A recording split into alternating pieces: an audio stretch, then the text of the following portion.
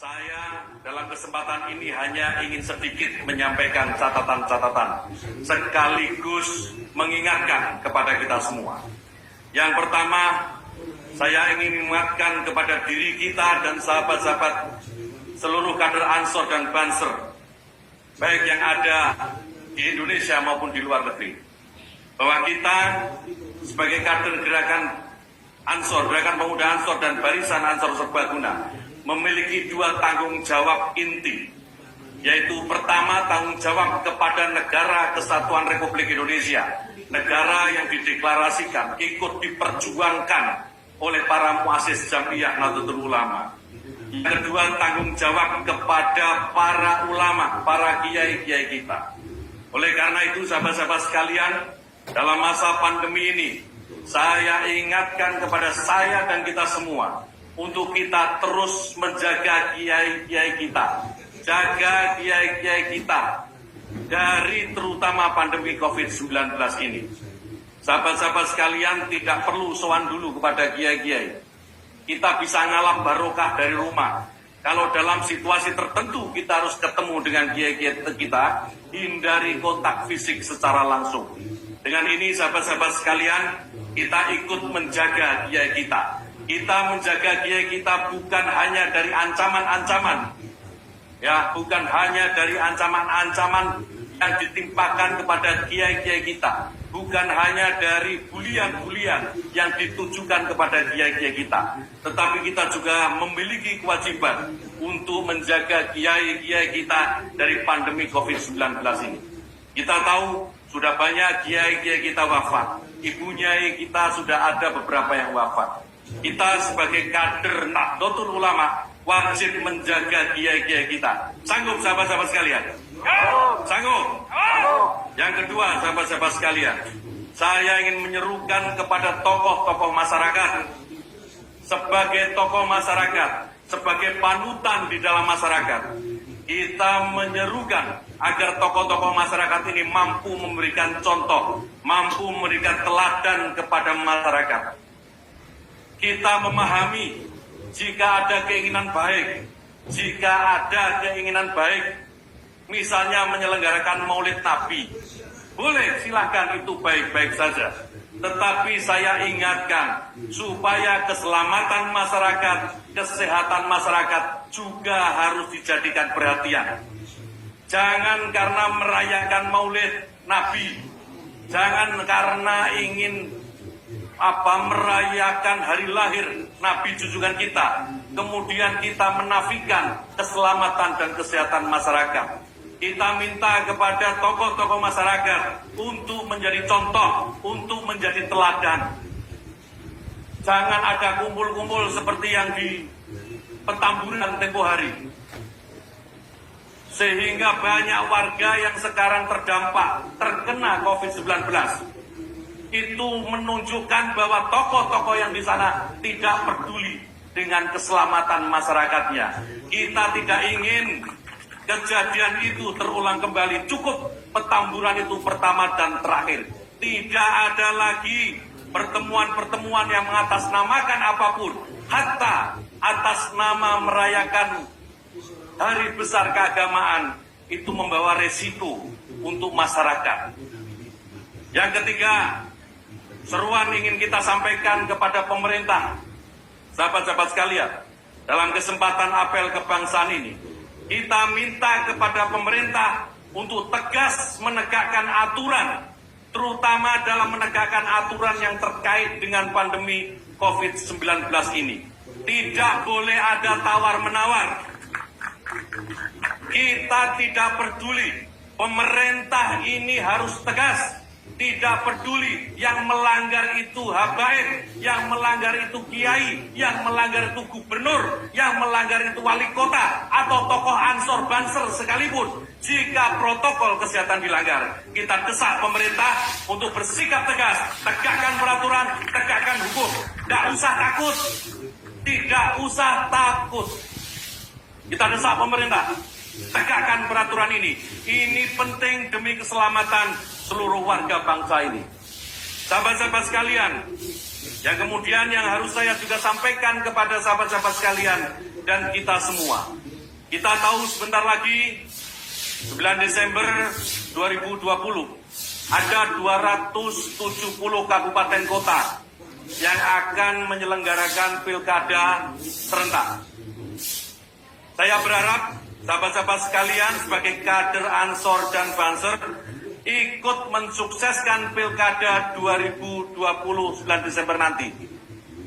Ikut mensukseskan dalam arti sahabat-sahabat sekalian tidak boleh meninggalkan protokol kesehatan yang sudah dijadikan bagian dari aturan pelaksanaan pilkada.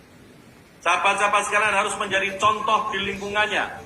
Bagaimana pilkada ini tidak meninggalkan protokol kesehatan COVID-19.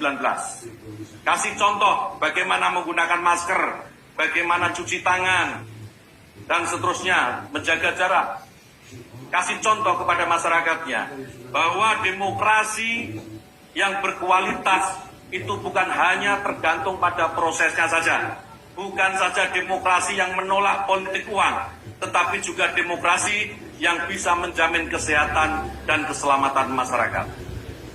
Sahabat-sahabat sekalian, yang terakhir, ini penting dan saya ingin ingatkan secara khusus kepada sahabat-sahabat sekalian. Dalam merespon dinamika sosial politik yang ada di negara kita belakangan ini. Sahabat-sahabat sekalian, kita dengar, kita baca, kita tahu. Beberapa hari yang lalu, di Sigi, Sulawesi Tengah, ada satu kelompok yang mengatasnamakan Islam, membunuh, menggorok, menyembelih saudara-saudara kita yang berbeda keyakinan, mengatasnamakan agama. Sahabat-sahabat sekalian, kita sebagai kader Ansor, sebagai kader Gerakan Pemuda Ansor, sebagai kader Barisan Ansor Serbaguna, kita akan ingatkan kepada kelompok-kelompok seperti ini, hentikan perilaku kalian atau akan berhadapan dengan Barisan Ansor Serbaguna. Kita kader Barisan Ansor Serbaguna siap bersama-sama dengan TNI dan Polri menghadang mereka, menghancurkan mereka, menghabisi mereka. Tidak ada yang boleh tegak berdiri di negeri ini mengatasnamakan kesewenang-wenangan, mengatasnamakan bahwa apa yang mereka yakini adalah hal yang paling benar. Mereka yang menganggap bahwa agama yang mereka yakini adalah agama yang paling benar, sementara yang lain adalah salah. Oleh karena itu perlu diperangi. Maka mereka kita pastikan akan berhadapan dengan kader-kader Gerakan Ansor, Gerakan Pemuda Ansor, dan Barisan Ansor Serbaguna. Kita bersama TNI dan Polri tidak pernah mundur selangkah pun, tidak pernah surut sedikit pun menghadapi kelompok-kelompok seperti ini. Oleh karena itu sahabat-sahabat sekalian, dalam kesempatan ini kita serukan kepada aparat penegak hukum segera tindak pencoleng-pencoleng agama yang ada di Sulawesi Tengah. Mereka yang membunuh saudara-saudara kita di Sigi, segera tindak. Aparat keamanan tidak boleh ragu. Jangan takut. Barisan Ansor Serbaguna dengan 7 kader yang ada di seluruh Indonesia siap berada di sebelah kawan-kawan TNI dan Polri untuk menindak mereka. Sahabat-sahabat sekalian, siap bersama-sama TNI dan Polri mengamankan negara ini. Siap mengamankan negara ini dari pencoleng-pencoleng agama bersama TNI dan Polri. Sahabat-sahabat sekalian, hari ini juga ada kelompok-kelompok yang mengatasnamakan agama. Mereka mengatakan bahwa apa yang mereka lakukan ini adalah memperjuangkan kepentingan agama. Ada yang mengatasnamakan Islam. Ada tokoh yang lama pergi tiba-tiba datang ke Indonesia, pulang kembali ke Indonesia, dan dia mengatakan sekarang dia sedang menegakkan kejayaan Islam, sedang menegakkan cita-cita Islam. Sahabat-sahabat sekalian, jangan pernah percaya dengan orang seperti ini. Jangan pernah percaya dengan orang yang mengatasnamakan perjuangannya untuk Islam. Apa yang mereka lakukan, sahabat-sahabat sekalian, justru merusak Islam. Apa yang mereka lakukan hanyalah menggunakan Islam sebagai kedok, sebagai topeng untuk merebut keinginan mereka menguasai panggung-panggung politik. Oleh karena itu, sahabat-sahabat sekalian, buat kader Banser, buat kader Gerakan Pemuda Ansor, tidak ada kata lain. Buat orang-orang seperti ini, yang harus kita lakukan adalah kita melawan mereka. Kita melawan mereka. Kita melawan mereka. Sahabat-sahabat sekalian, tidak ada. jika mereka mengatakan mereka akan menyelamatkan Indonesia, mereka akan menyelamatkan negeri ini atas nama Islam. Tidak ada. Jangan pernah percaya. Berkali-kali saya selalu katakan, Indonesia ini tegak berdiri bukan hanya karena Islam. Negara Indonesia ini berdiri juga tegak karena bersama-sama dengan saudara-saudara kita Kristen, saudara-saudara kita Katolik, Hindu, Buddha, Konghucu, dan seterusnya. Mereka semua ikut berjuang bersama-sama umat Islam dalam memerdekakan negeri ini. Saya selalu katakan, tidak ada Indonesia, tidak ada Islam. Tidak ada Indonesia jika tidak ada Katolik. Tidak ada Indonesia jika tidak ada Kristen, tidak ada Hindu, tidak ada Buddha, dan seterusnya. Indonesia yang kita cintai ini, sahabat-sahabat sekalian, tidak boleh hanya dimonopoli oleh satu kelompok saja. Tidak boleh hanya dimiliki oleh satu golongan agama saja. Indonesia ini milik kita bersama. Sahabat-sahabat sekalian, yang terakhir, yang ingin saya pesankan kepada kita semua, menjadi Indonesia itu menjadi manusia yang bisa meletakkan diri di dalam keberagaman. Menjadi Indonesia itu menjadi manusia yang bisa menerima perbedaan-perbedaan.